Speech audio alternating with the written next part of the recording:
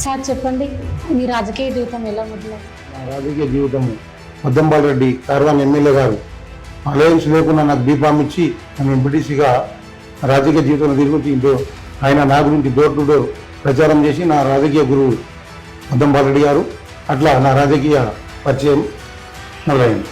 మీ సుదీర్ఘ రాజకీయ జీవితంలో బాగా సాటిస్ఫాక్షన్ అనిపించిన సందర్భం ఏంటి? సేవను గుర్తుపట్టి నన్ను గెలిపించడం, ఆయన పువ్వు గుర్తు మీద నన్ను గెలిపించడమే నాది. మీరు అధికారంలో ఉన్నప్పుడు ఏం డెవలప్ వర్క్స్ చేశారు సార్?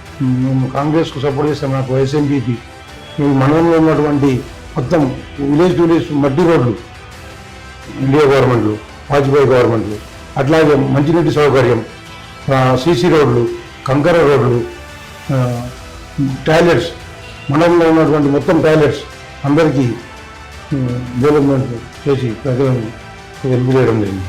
ఓట్లు మోదీని చూసేయాలా లేకపోతే కొండా విశ్వేశ్వరరెడ్డిని చూసేయాలా అంటే మీరు ఏం చెప్తారు సార్? యూత్ కానీ ఎడ్యుకేటెడ్ కానీ అందరి ఆయన మంచి ప్రధానమంత్రి, మతలేని నాయకుడు.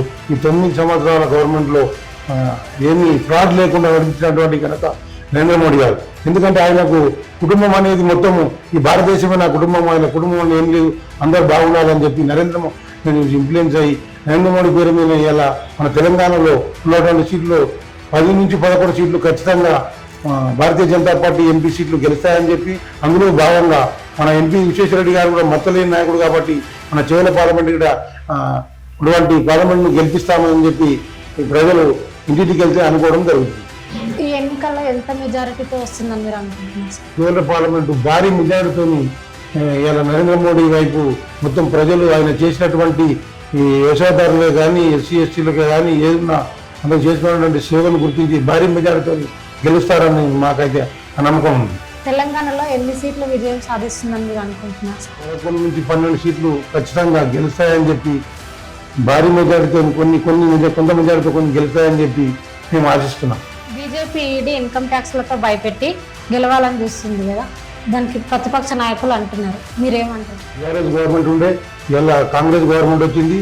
ఇలా ఈడీ అనేది ఎవరి చేతులు లేని పని, చట్టం తానంతా తాను ఏ గవర్నమెంట్ ఉన్నా తన పని తను చేసుకుంటూ పోతూ ఇలా ఎవరినైనా ఇలా అంబేద్కర్ రాజ్యాంగంలో భాగం ఉంది, అది ఎవరి ఇది కాదు, ఈడీ పని ఈడీ చేసుకుంటూ వెళుతూ ఇలా ప్రతిపక్షాలు ఎంతవరకు తప్పది అనడము. ఇలా చట్టం తనంతా తాను పని చేసుకుంటూ పోతుంది. ఏ గవర్నమెంట్ ఉన్నా చట్టం పని చేసుకుంటూ పోయి ఆ ప్రతిపక్షాలు అనడం చాలా తప్పు. ఫైనల్ గా మీ ప్రాంత ప్రజలకు మీరేం చెప్పాలనుకుంటున్నారు?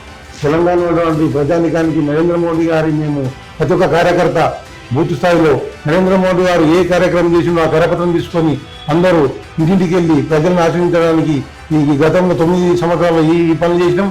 మళ్ళా ప్రధానమంత్రి అయితే ఇంకా అన్ని వర్గాల పబ్లిక్ చాలా సేవలు చేస్తామని చెప్పి మా పార్టీని గెలిపించాలని చెప్పి మేము ప్రతి ఒక్క గడపకు వెళ్తున్నాం. నెక్స్ట్ ఏంటి సార్ మీ రాజకీయ జీవితంలో? మా రాజకీయ జీవితం మేము చిన్న బాల్యం నుంచి ఒకటే పార్టీ ఒకటే మాట మీద ఉండి ఎన్నో ప్రతిపక్షాలు ఇబ్బందులు పెట్టినా ఇలా మా రాజకీయ జీవితం మొత్తం భారతీయ జనతా పార్టీలో ముందు కూడా ఇలా నేను ఒక చిన్న కుటుంబం వచ్చి ఇలా భగవంతుని ధర్మం కోసం దేశం కోసం నడినటువంటి కాబట్టి పూర్తి సమయం కూడా భారతీయ జనతా పార్టీకి ఇచ్చి ముందు కూడా మొత్తం ప్రజల సేవ చేయాలని చెప్పి కోరుకుంటున్నాను. ఇది మన నేత కృష్ణారెడ్డి గారి మనోగతం.